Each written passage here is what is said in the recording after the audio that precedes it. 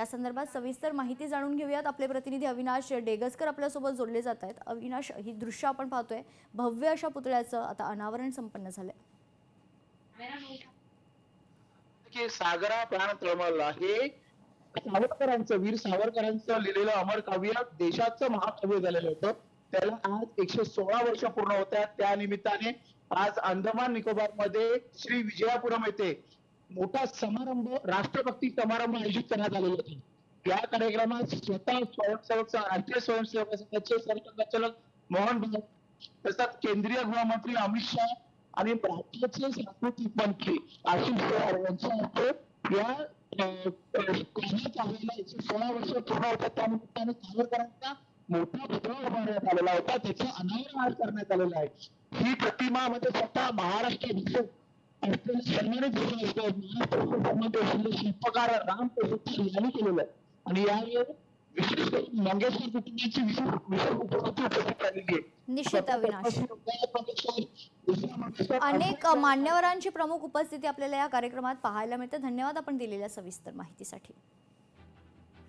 अंदमानमध्ये स्वातंत्र्यवीर सावरकरांच्या पुतळ्याचं अनावरण संपन्न झालेलं आहे. सागरा प्राण तळमळला स्वातंत्र्यवीर विनायक दामोदर सावरकर यांनी लिहिलेल्या या अमर काव्याला आज 116 वर्ष पूर्ण होत आहेत.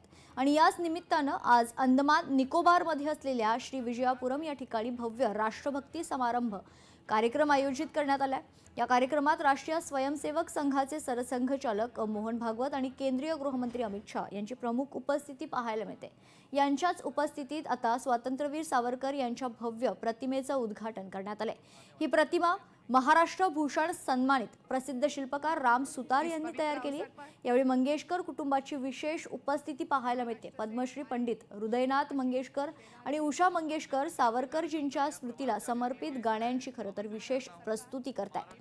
तसेच यावेळी महाराष्ट्र राज्याचे सांस्कृतिक मंत्री आशिष शेलार, अभिनेता रणदीप हुड्डा, अभिनेता शरद पोंक्षे आणि प्रसिद्ध इतिहासकार डॉक्टर विक्रम संपत देखील उपस्थित आहेत.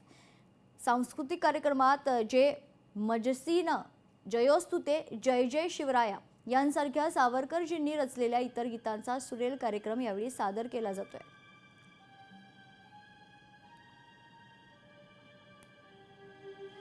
स्वतः RSSचे सरसंघचालक मोहन भागवत या संपूर्ण कामाची पाहणी करतायत. त्यांच्यासोबत केंद्रीय गृहमंत्री अमित शाह देखील उपस्थित आहेत. अन्य मान्यवरांची खरं तर प्रमुख उपस्थिती या कार्यक्रमात पाहायला मिळते. व्हॅल्युएबल ग्रुपचे संचालक अमेय हेटे यांची संकल्पना असलेला हा पुतळा महाराष्ट्र भूषण पुरस्कारांना सन्मानित झालेल्या राम सुतार यांनी साकारलाय. महाराष्ट्राचे सांस्कृतिक कार्यमंत्री ॲडव्होकेट आशिष शेलार यांच्यासह पंडित हृदयनाथ मंगेशकर आणि इतर मान्यवर देखील खरं तर या कार्यक्रमाला उपस्थित आहेत. पुढील पिढ्यांच्या मनात देशभक्तीची ठिणगी प्रज्वलित करण्याचा हा एक सशक्त प्रयत्न आपल्याला पाहायला मिळतोय. या संपूर्ण सोहळ्याचे संयोजन मेराक इन्व्हेस्टच्या मंजिरी हेटे आणि प्रसाद महाडकर यांनी केलेलं आहे.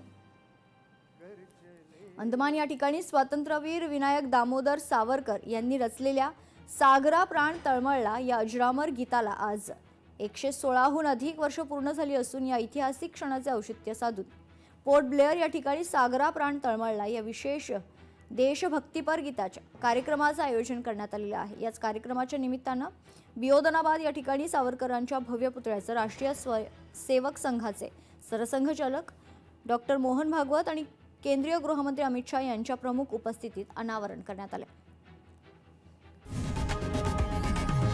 लोकशाही मराठी ऐका, पहा, जागरूक रहा.